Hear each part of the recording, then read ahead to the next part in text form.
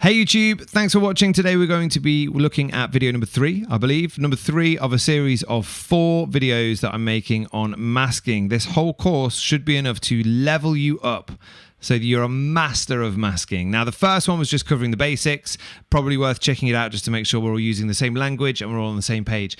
The video we just released previously was how to get good at the pen tool. Very, very important. I really want you to watch that video. What I want is for you to use the pen tool and be really good at it and comfortable and confident and quick. So that's what that video is all about, how to get good at using the pen tool.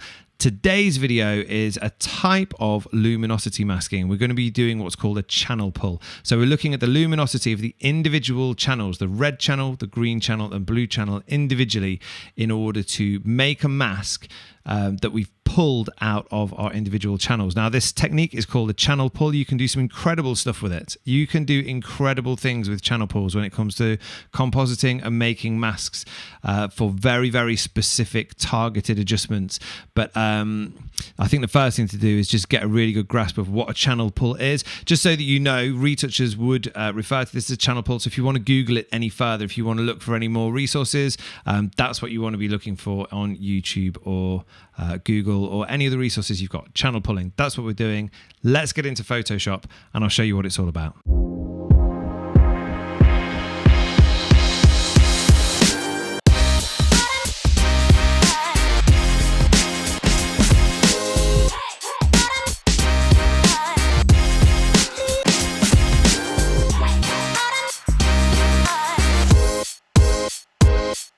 Okay, so now we're going to look at luminosity masking. We're going to look at it here in looking at this screen, and we're also probably going to look at some of these controls. I was a bit uncertain about the best way to do luminosity masking. I've seen a lot of people kind of talk about luminosity masking using portraits and that kind of thing. So I might jump into an image of a portrait later on just to show you a couple of things about use cases and things. But I'm sure you can figure this out for yourselves. Normally, if you're making a luminosity mask, it's going to be because you want to apply some type of effect or edit to a specific area. I don't often find myself masking something out based on luminosity unless I'm doing background removal. So in fact, yeah, we'll jump into a background removal and a portrait at the end of this video. I'll open up a different file and we'll have a look at that. But because in the last video we had a look at this screen and there was what looked like a really, really complicated mask there. And the same is true for this this panel here. I'm going to show you how that was done, just so we keep working on the same image. Now, in the last tutorial, we looked at the channels, and I mentioned that this is the RGB channel. Now, if you don't understand much about RGB, I'm just going to show you something quickly. If I grab my eyedropper tool, this is sampling the whole time and it's telling me how much R, how much G and how much B there is on each pixel, and I can see that up here in the top right hand corner, R, G and B. Also how much C, how much M, how much Y and how much K. So let's talk about what that means. This background is pure white. So that means that for every pixel on my computer screen, it has a red, a green and a blue element, and the highest number of light, the highest measurement of light that it can put out is the number 255. So you'll notice that the R value is 255. It's the brightest red that it can be. The G value is 255, and so is the B, the red, the green, and the blue. So essentially every single pixel is 3 lights. It's a red light, a green light, and a blue light, and they're all turned up as bright as they can go where this dropper is, and it's giving me this reading of 255 for each of them. The net result is pure white light. The CMYK element is cyan, magenta, yellow, and the K stands for black, and that is used in print. So the RGB is the colors that you see off your screen. The CMYK is the colors that you would use in print, and that's telling you how much cyan, magenta, yellow, and black ink is currently being used to make that color if you were looking at a print. And the answer here is 0. There's none. Assuming it's a white piece of paper, this is going to be pure white because we're not putting any ink of any color on it. Now, as I drag this eyedropper around, you can see I get measurements, and I would advise you to check this out occasionally if you're doing any color work. As you start to kind of level up your skills, knowing exactly the values for this orange will obviously help you to match another color to it somewhere else in your image. So this is a useful thing to know.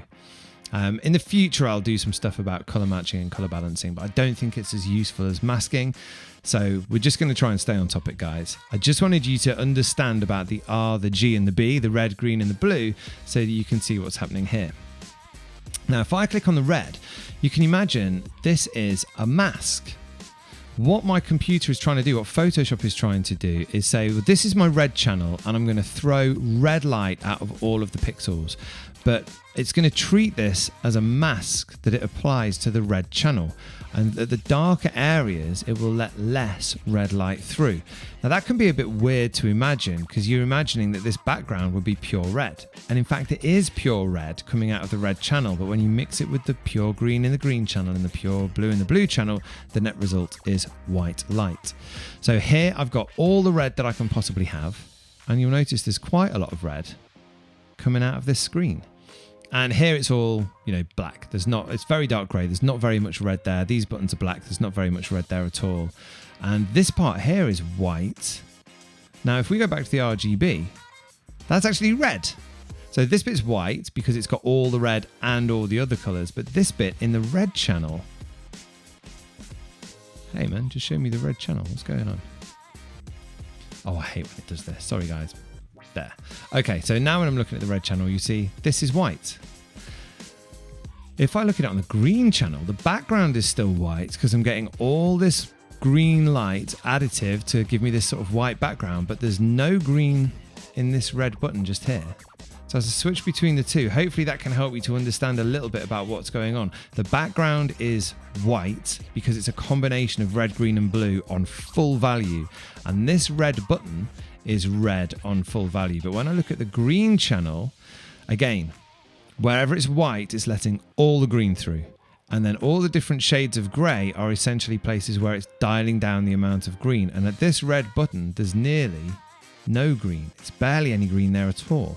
And the same when we go to blue. And look at what happened to the screen. My background is still white on the blue channel because I'm getting 100% of the blue value through. It's 255, it's pure white. But on the screen here, there's no blue. When we look at the RGB channel, you can see there's no blue in that. And so my blue channel, it's essentially just a mask applied to the blue channel and it's not letting any blue through. So this is how we're mixing our channels together.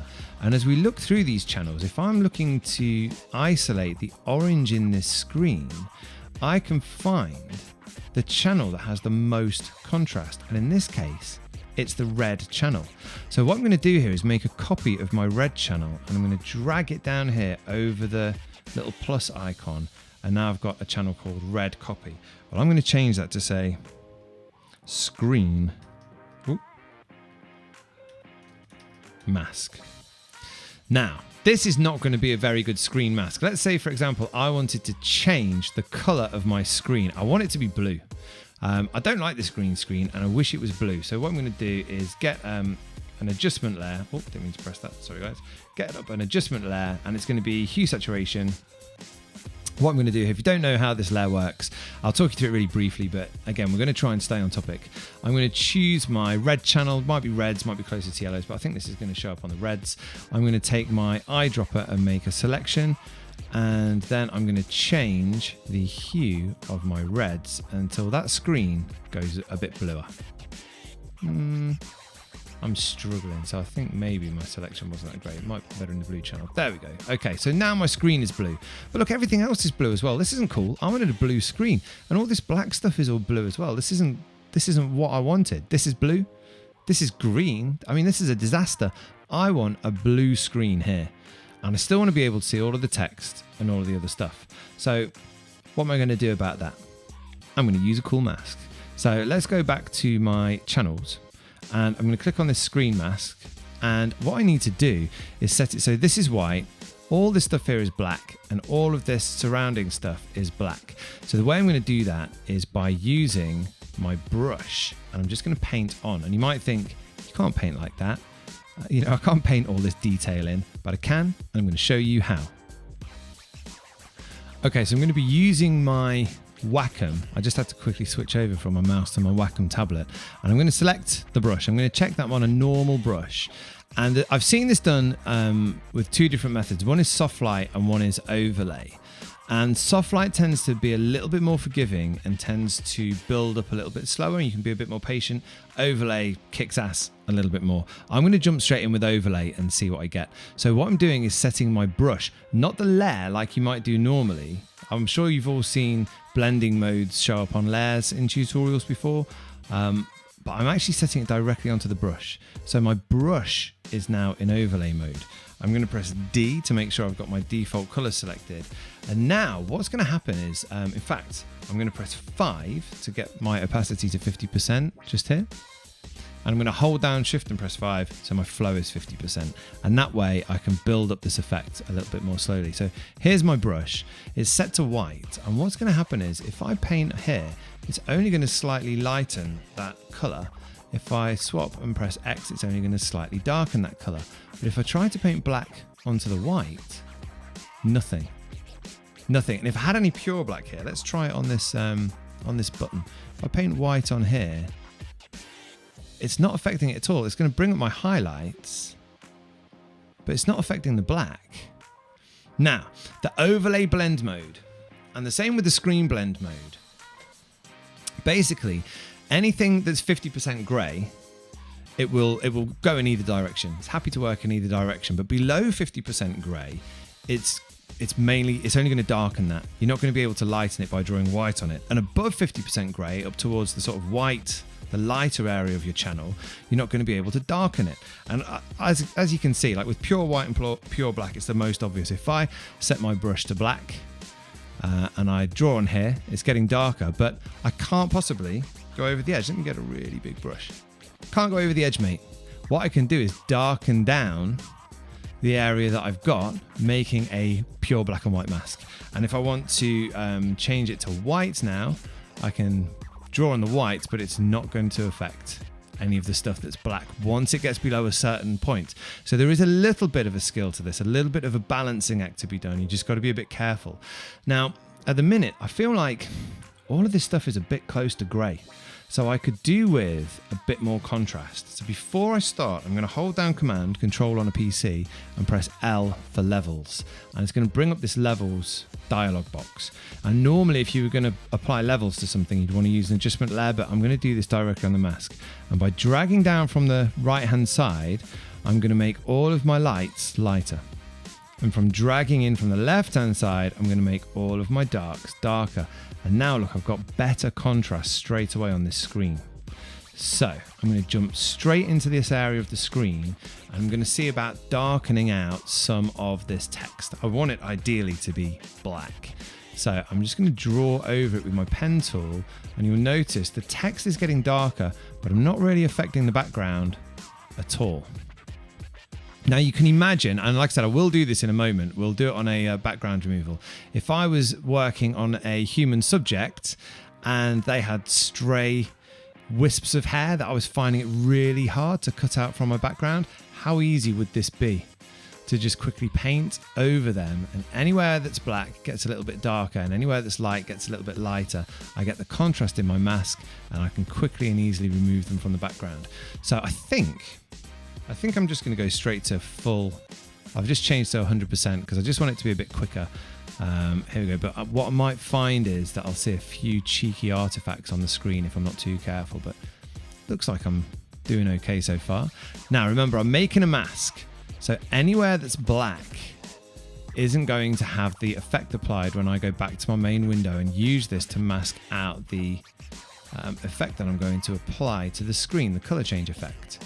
So once I've done this, I'm going to make my brush nice and big and just absolutely throw ink across this screen.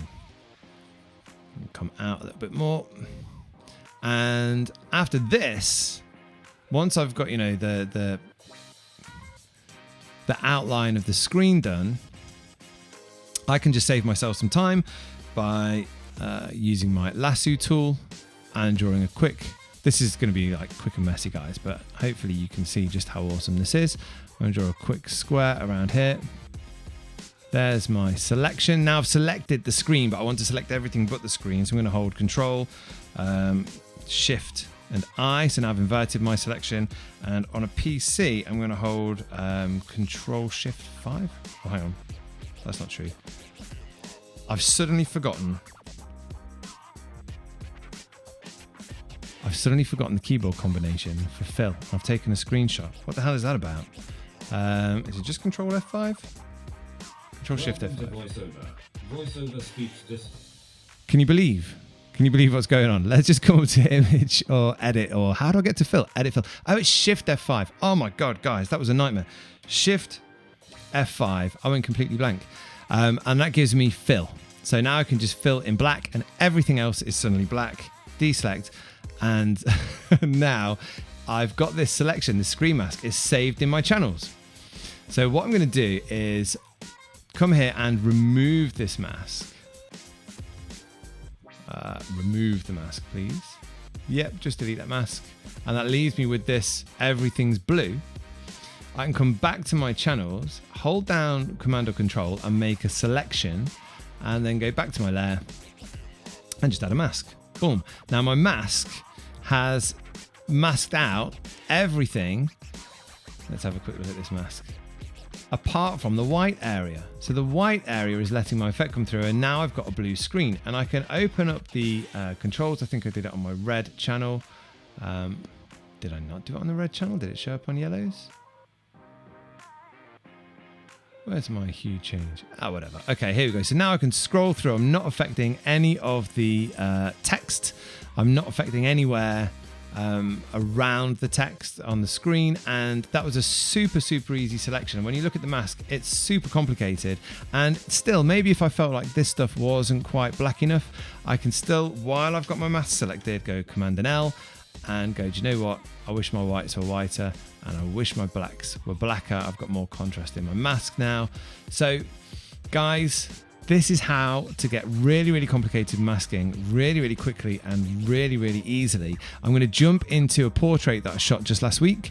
I'm going to just pause this video on my end because the subject that I shot hasn't made a selection yet. So I'm going to have a quick look in Lightroom. I'll find a decent image of a human being and we'll quickly apply the same thing to removing him from the background. I'm sure that's something that you're probably most interested in, and that's the most obvious use case. But I use this more often than not now, not just for removing people from the background of an image, but also for applying an effect. So we're going to do that in the next section. Give me 2 minutes and I will be right back with a picture of a guy.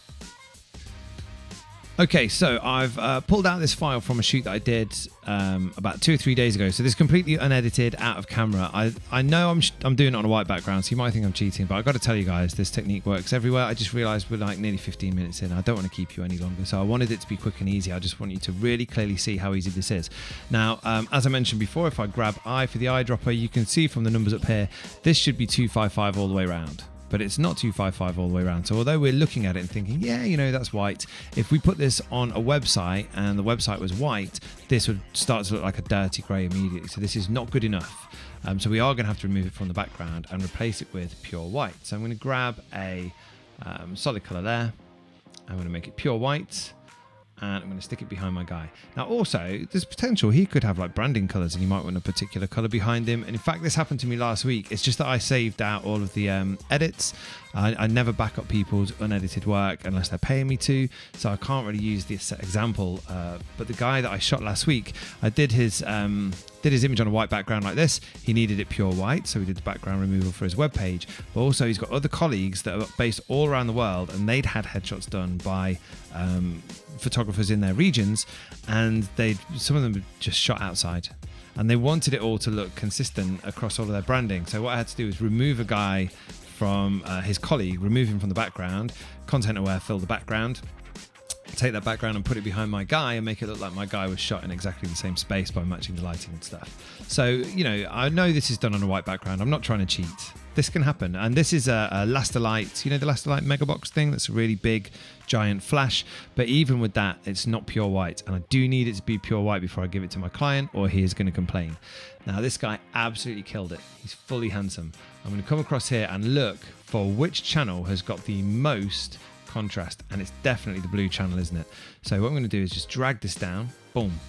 And now I've got my blue copy. I'm not going to rename it because I'm just going to save time. Don't want to make you watch me do boring stuff. I'm going to bring the contrast in. So I've got white all the way across here. And I'm going to drag my blacks up and look at what it's done to the mask around his hair. Brilliant. Now I need to get rid of the rest of him. I'm assuming that the white is pure white at the moment, but we're not going to take that for granted. I'm going to grab my brush and I'm going to put it back onto overlay mode. Like I said, you can use soft light as well. You need to be a little more patient with soft light, but it's good if you need to be a bit more subtle. I'm going to put this on black. One more tip, guys. Remember to put your brush back to its normal mode, or you will find yourself drawing on something, painting on something, getting absolutely no results and not understanding why, and screwing and like searching around your document. It happens to me most days. So I'm going to zoom in. I'm going to paint over this guy. There we go. And I'm sure, like, if you shot anybody, if you're shooting on a paper roll, as long as you've got some contrast between your person and your background, you choose the layer that's got the most amount of contrast, and then you do this. Now, while my brush is still on this mode, I'm going to go to X. I'm going to make it giant because, like I said, I'm not going to take it for granted that this is pure white, and I'm going to paint around the edge. Now, a little word of warning is that if there's some grey area across the edge, you can kind of paint in a little bit as the grey gets lighter. And then you can paint it back out again as the black gets darker. So you might end up with a layer mask that's like, 90% there and needs a little bit of finessing. But I would think that with the tools you've got here, you should be able to work your layer mask to do anything that you want it to do from today onwards. And I'm doing this work here on the channel, but once I've applied this mask as a mask, whoops. There we go, sorry. Once I've applied this mask as a mask to my image, there's nothing to stop me using the same editing techniques on the mask. This is just how I would set it up originally. So now here we go, here's my selection. I'm gonna command or control click to select all the pixels there. I'm gonna come back across here, and actually a quicker way to do it, I'll get rid of that color fill. A quicker way to do it is just to go from the very top, click on here, go, give me a solid color. Boom. Oh, looks like where I did that, when I messed up and did that little bit of a disastrous splodge, we got a little bleed through. So I'm going to leave this black just to show you exactly what I was talking about a moment ago. Just here, yeah. See, I accidentally just messed it up. My brush was too feathered. I've made a mess. Now I can come back here. I'll keep my brush on overlay mode. I'm on white because I want to reveal the black background. And I can just paint directly on here. And if I press X and swap my color, I can paint the outside back in again. So I can work my way over this guy. And this is what I meant about areas where there's a little bit of gray. If I switch back to black again, I can still work in a little bit of extra. Remember this, when we're looking at the mask, you could see that there are times when this effect gets sort of built up over time.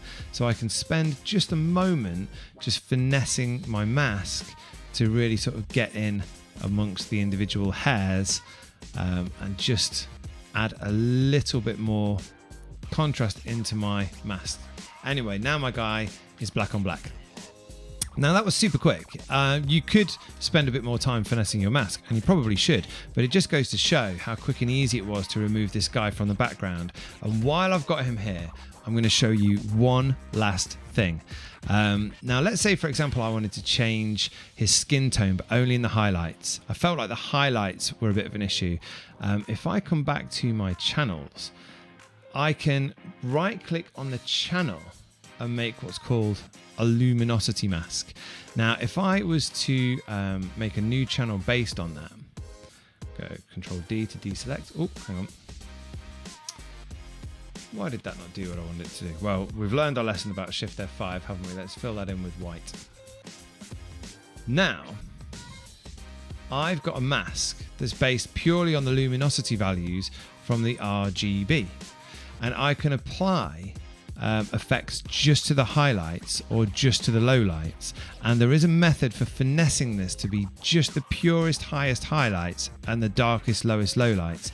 And so we're going to do that next. The next video is going to be luminosity masking. Now I called this one luminosity masking, but it's based on color channels. It's channel pools really, so I might change the name of this video. Actually, don't even know why I'm telling you this. You'll never get to see it. It's called, the file I've got is called luminosity masking. And this is a type of luminosity masking, and you can think of it in those terms.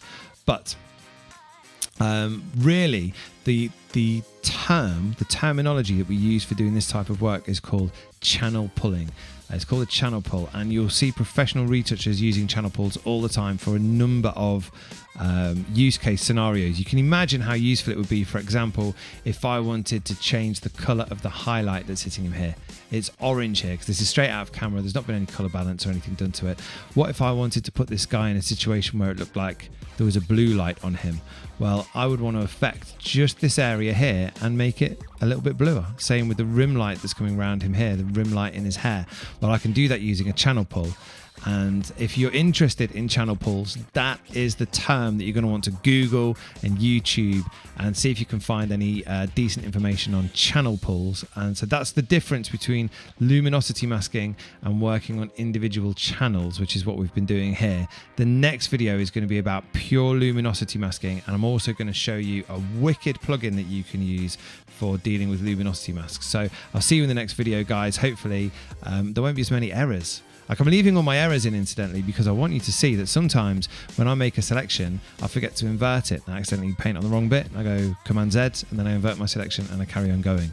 And sometimes I forget that it's Shift F5 to fill with a solid color, and I trigger voiceover in the middle of a YouTube video I'm recording. Can you believe it? So if you're, doing battle with Photoshop and you're finding that that stuff happens to you, I want you to know this is my job. I do this all day, every day.